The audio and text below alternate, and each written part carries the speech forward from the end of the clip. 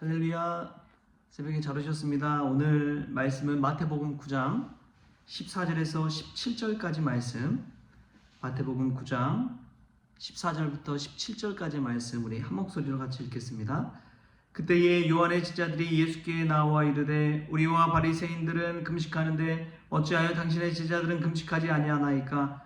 예수께서 그들에게 이르시되 혼인집 손님들이 신랑과 함께 있을 동안에 슬퍼할 수 있느냐? 그러나 신랑을 빼앗길 날이 이르리니 그때에는 금식할 것이니라. 생배 조각을 낡은 옷에 붙이는 자가 없나니 이는 기운 것이 그 옷을 당겨 헤어짐이 더하게 되며 새 포도주를 낡은 가죽 부대에 넣지 아니하나니 그렇게 하면 부대가 터져 포도주도 쏟아지고 부대도 버리게 됨이라. 새 포도주는 새 부대에 넣어야 둘이 다 보존되느니라. 아멘. 할렐루야. 오늘 말씀 가운데 귀한 은혜가 저와 여러분에게 있기를 소망합니다. 오늘 말씀은 이 예수님이 마태를 부르시고 나서 이 마태 집에서 잔치를 하고 있는데 먼저는 바리새인이 와서 이야기를 꺼냈지만 그곳에서는 세례 요한의 제자들도 와서 같이 그 자리에 참석해서 예수님에게 질문을 던집니다.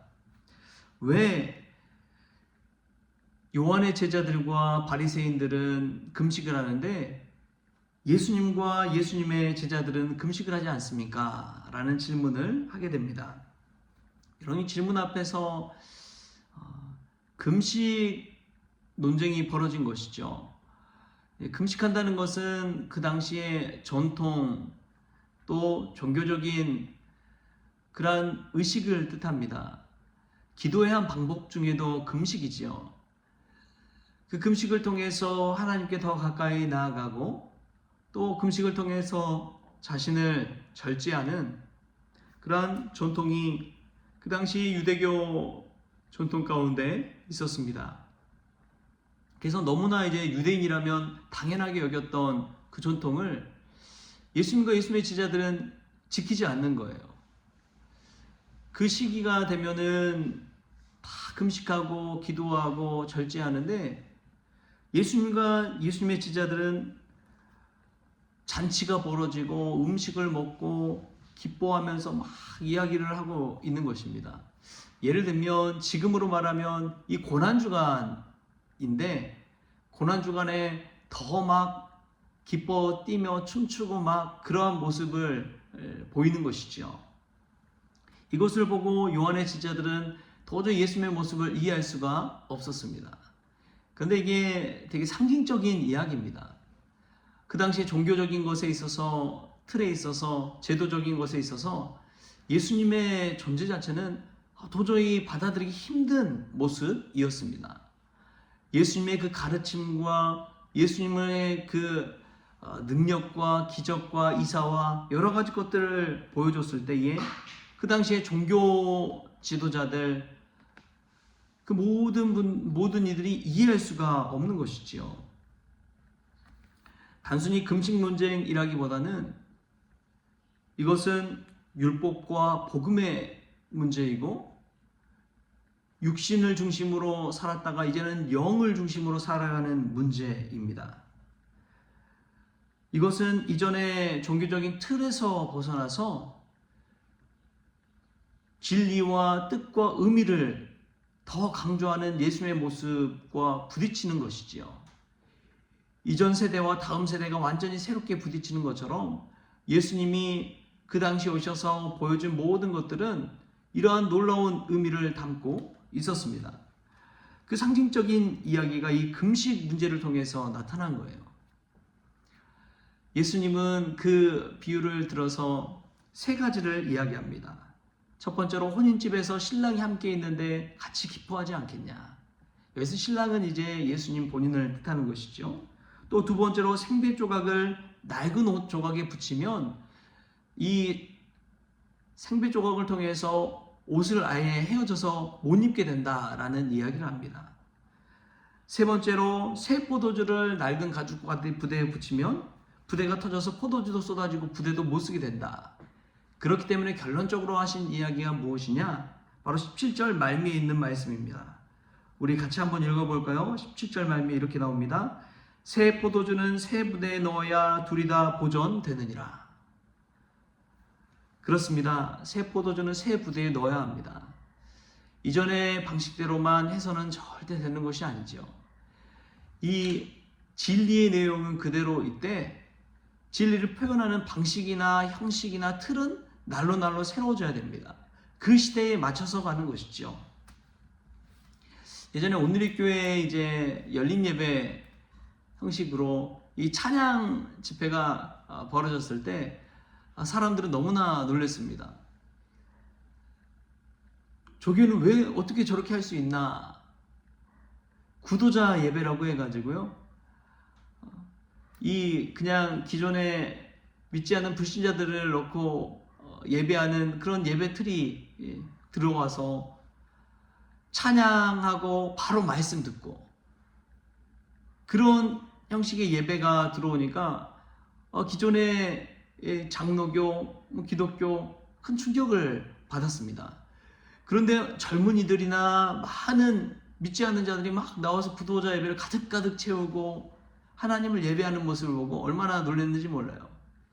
그렇게 해서 나오는 게 이제 찬양 집회 형식의 예배입니다. 지금은 좀 보편화됐죠. 드럼도 치고 뭐 그런 모습들이 너무나 이제 당연하게 받아들였는데 예전에는 어떻게 교회 안에서 드럼을 치냐 하는 때가 있었습니다. 아직도 생각이 나요.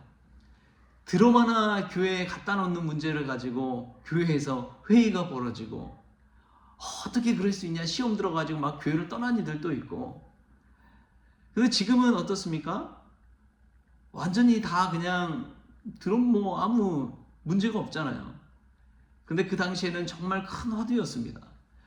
어떻게 딴따라와 같은 그 드럼 같은 거 치는 거를 교회에서 와서 할 수가 있느냐? 어떻게 거룩한 교회에서 그런 일을 할 수가 있느냐? 이런 이야기부터 해서 막 별 이야기가 다 있었어요.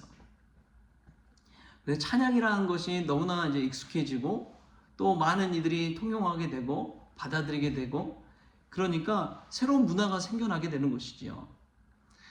이 센세이션한 이 찬양 열린 집회 그것을 처음 이제 해서 했던 그런 교회들을 통해서 지금은 많은 교회들이 영향을 받고 새로워진 것이지요. 예수님의 이 복음 메시지도 마찬가지였습니다. 그때 율법주의자, 전통주의자들은 예수님의 말씀과 예수님의 행동과 예수님의 많은 것들을 그대로 받아들일 수가 없었어요. 다 충돌하게 된 것이지요. 여러분 한번 지금도 생각해 보십시오. 교회에 오는 청년들이 머리 염색하고 오고 뭐 찢어진 청바지 입고 오고 슬리퍼 갯다 같은 거 신고 막 오고 그런 모습에 대해서 기성 우리 어른들이 그걸 받아들일 수가 있나요?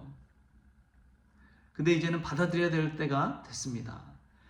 교회 오는 것조차도 얼마나 감사한 일인지 모릅니다. 그 사람의 모양새를 보기보다도 그 사람의 영혼을 바라볼 줄 알고 받아들여 주는 것, 그것이 이제는 교회가 해야 될 일인 줄 믿습니다.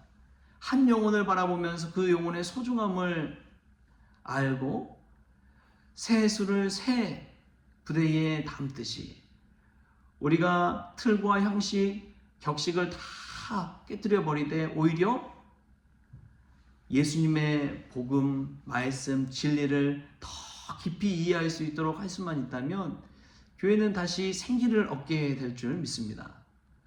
참 중요한 게요.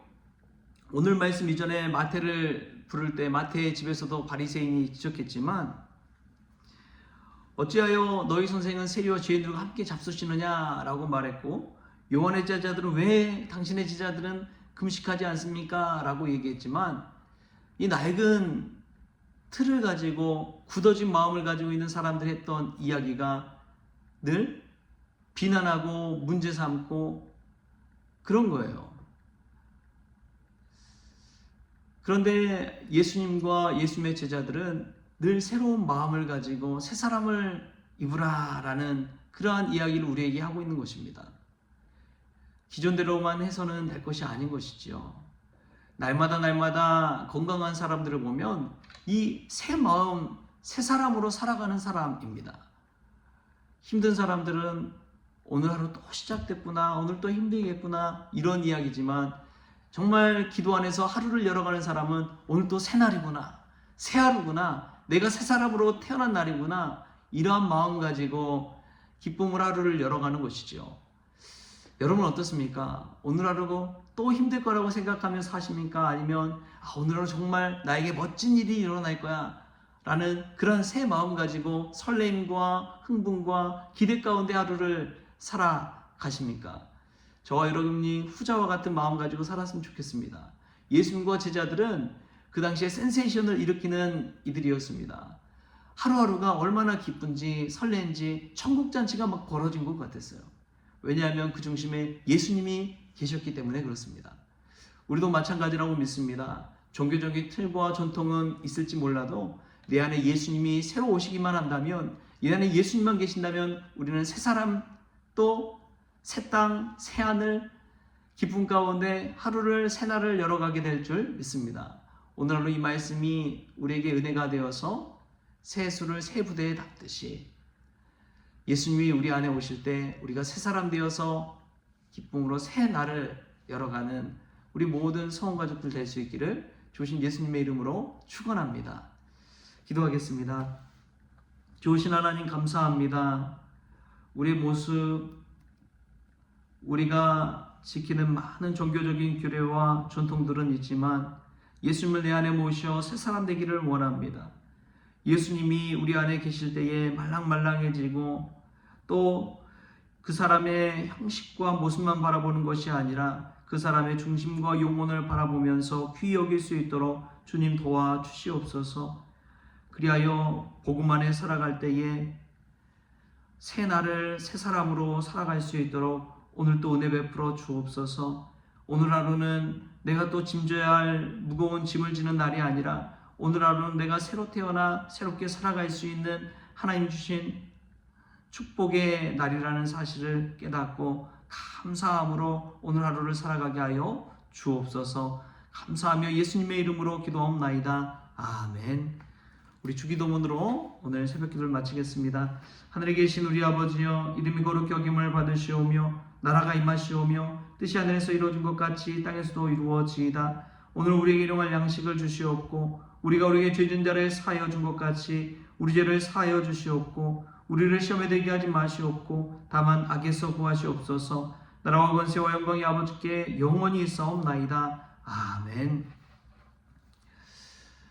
내일 새벽은 제가 지도자 연습회 대전에 또 내려가야 돼서 아마 오늘 그 교육부 임원들, 노예분들과 같이 내려가서 근처에서 하루를 자고 내일 그 행사에 참석할 예정입니다. 그래서 내일 새벽은 카톡에 제가 단톡방에 말씀으로 해서 올리도록 그렇게 하겠습니다. 또 매일매일 또 기도하시는 분들 너무 감사를 드리고 또 우리 성원교회 뿐만 아니라 시차례와 노예 위해서도 기도해 주시기를 부탁을 드립니다.